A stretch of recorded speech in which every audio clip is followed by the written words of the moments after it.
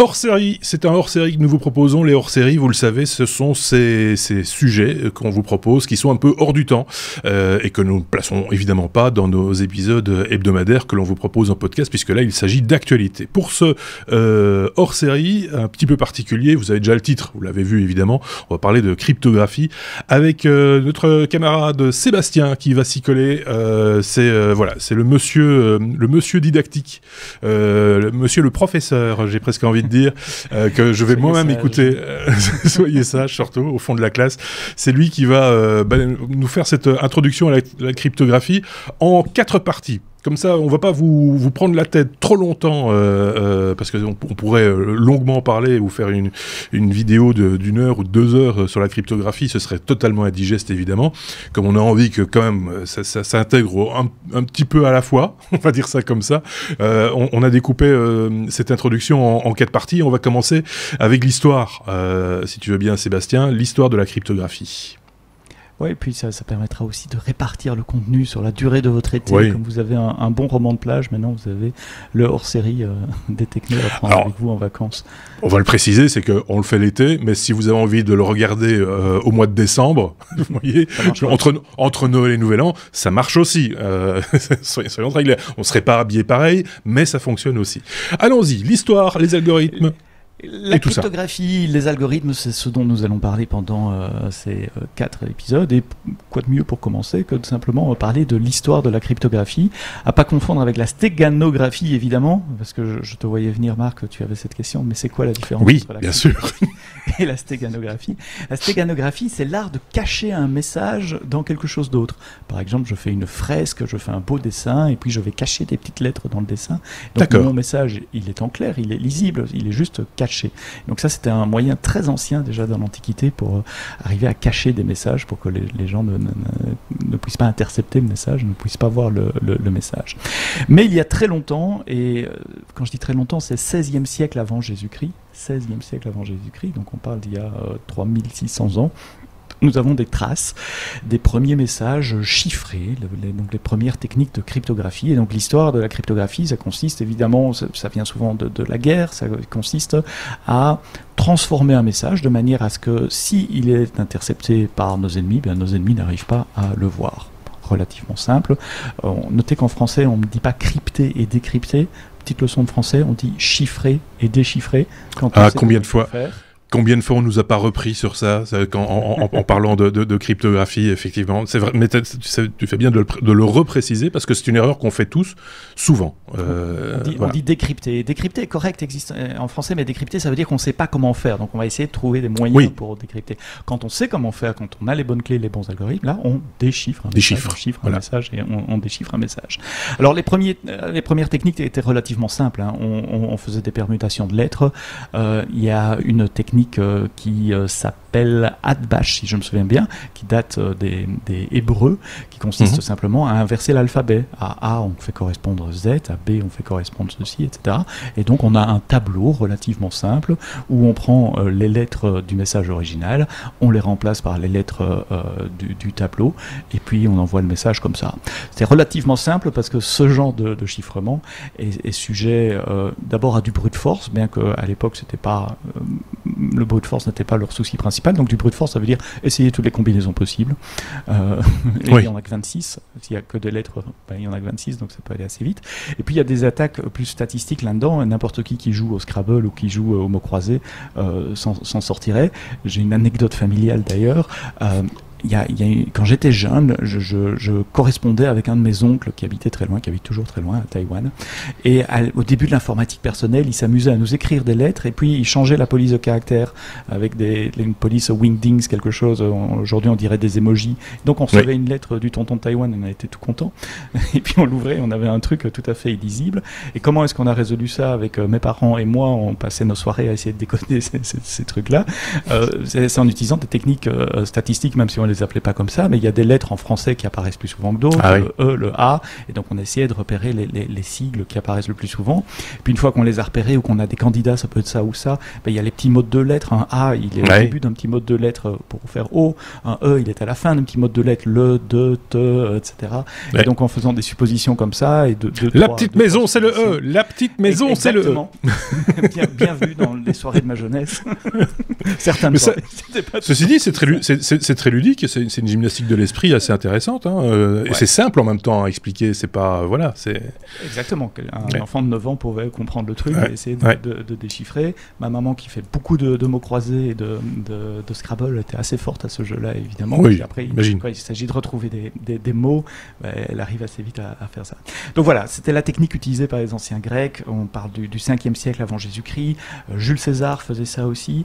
Le vrai développement du chiffrement, c'est de nouveau temps de guerre, la Première Guerre mondiale et puis surtout la Deuxième Guerre mondiale.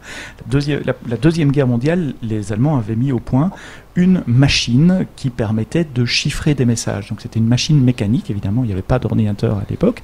Et dans cette machine, on indiquait un code qui changeait tous les jours, et puis l'opérateur tapait le message sur la partie haute du clavier, ou sur la partie basse du clavier pour être précis, et sur la partie haute, la lettre correspondante s'affichait. Donc je tapais A, puis c'était Y, etc.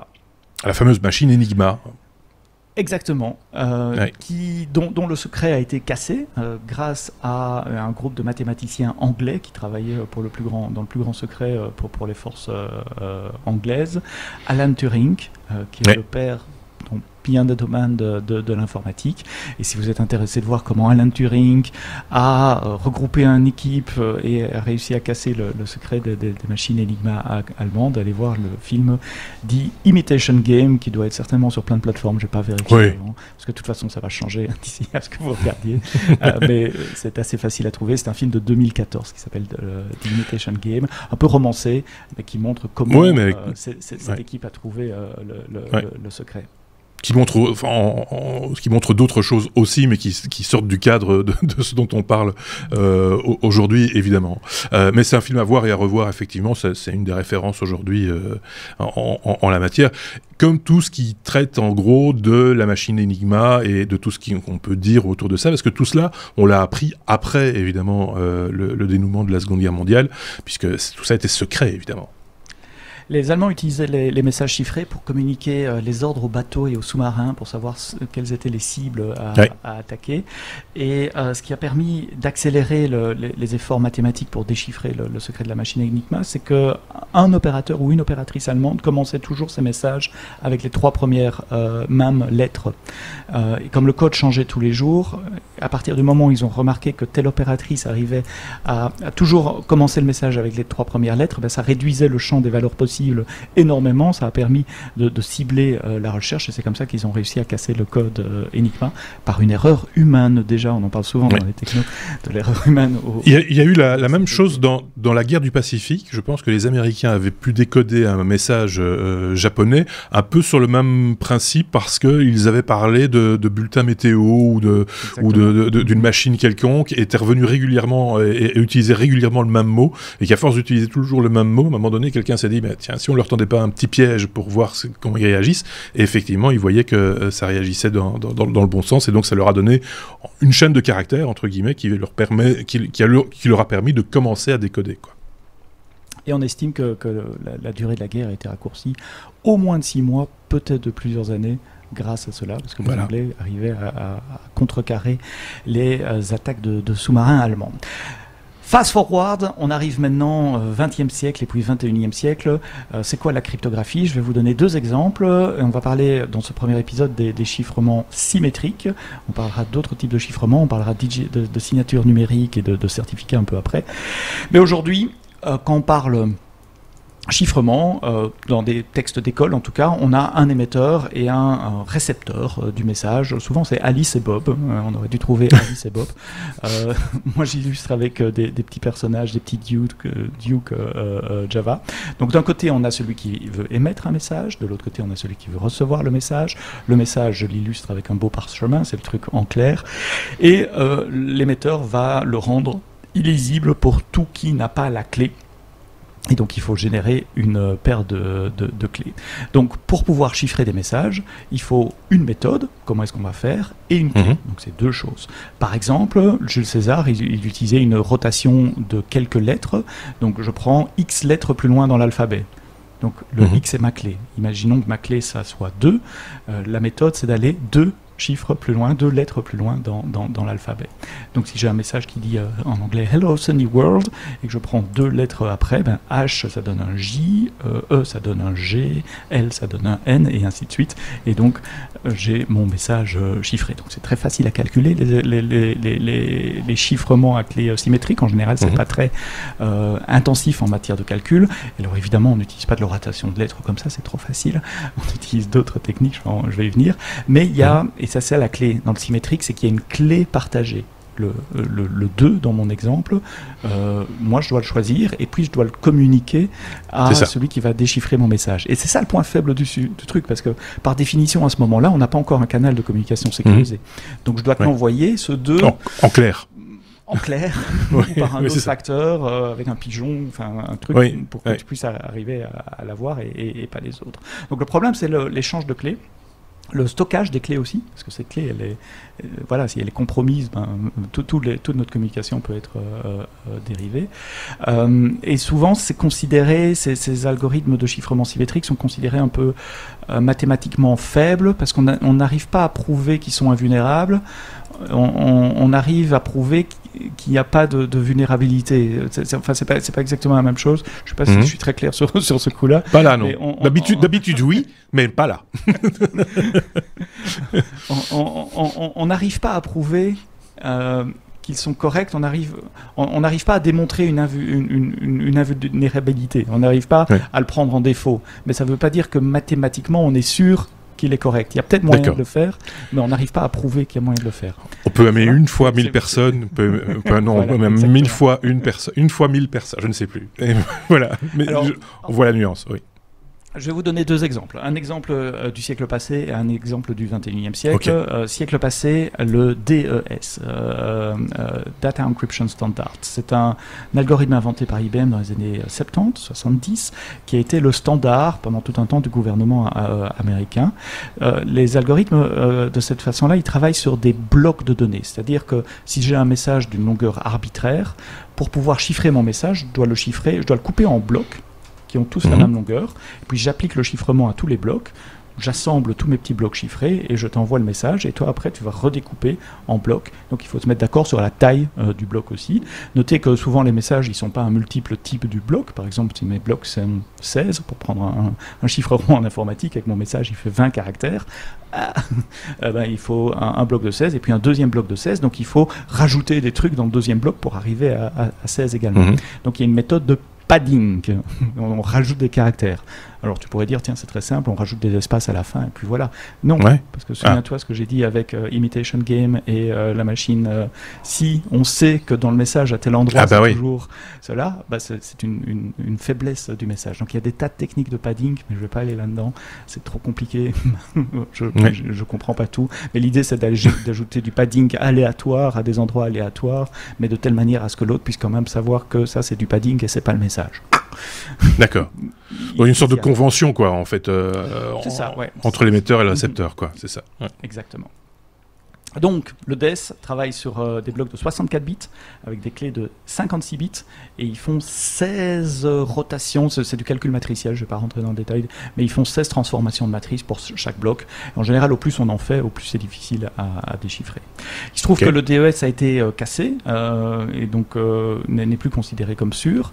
Et donc, le gouvernement américain et presque tout le monde commercial et autres a shifté sur un autre standard maintenant qui s'appelle AES, American Encryption Standard, American Encryption Standard, qui a été standardisé en 2006. Et là, je dois faire un cocorico, parce que l'AES, c'est un algorithme belge, monsieur, qui a été inventé par des chercheurs de la KUL, la Catholic Universiteit van Leuven, l'université catholique de Louvain, la version flamande de Louvain-la-Neuve. L'algorithme s'appelle Rijndael, du nom de ces cryptographes qui l'ont inventé, Vincent Raymond et Johan Diamond. Et ça fait Rijndael. Et Rijndael, c'est toute une famille d'algorithmes, mais un des algorithmes de cette famille fait partie maintenant de AES. Donc chaque fois que vous utilisez des sites web chiffrés, qu'il y a de la cryptographie quelque part, en général il y a du AES ou du Rendal derrière, et c'est de la technologie belge. Là on travaille avec des blocs de 128 bits, on travaille avec des clés de 256 bits, en tout cas pour la version AES, et 14 transformations de matrice. À l'heure où je parle, il n'y a pas d'attaque connue contre AES et Rendal, à condition que les clés soient générées correctement, à partir de nombres aléatoires qui sont vraiment aléatoires, et qu'il n'y ait pas de bug dans l'implémentation. Parce que quand on implémente un algorithme, évidemment, il peut toujours y avoir des bugs. Mais s'il n'y a pas de bug dans l'implémentation, si les clés sont vraiment générées à partir de matériel aléatoire, eh bien, il n'y a pas d'attaque connue aujourd'hui contre l'algorithme AES. Et voilà qui conclut cette première partie, oui, effectivement. Cette première partie. C'est déjà, vous allez dire, ah, c'est dense, votre truc, c'est compliqué. Heureusement, vous pouvez le regarder plusieurs fois. Si vous n'avez pas, voilà, ça mérite effectivement pour la bonne compréhension de peut-être être réécouté. Et c'est la raison pour laquelle, je vous le disais en préambule, on essaye de faire ça en plusieurs parties pour vous laisser le temps aussi de le digérer en quelque sorte. Merci beaucoup, Sébastien. On va se retrouver très bientôt pour la deuxième partie, évidemment. Et en attendant, on vous souhaite de passer de bons moments avec le podcast des technos, les épisodes hebdomadaires et tout le contenu qu'on vous a déjà proposé qui est disponible sur notre chaîne YouTube. À très bientôt. Merci. Ciao, ciao.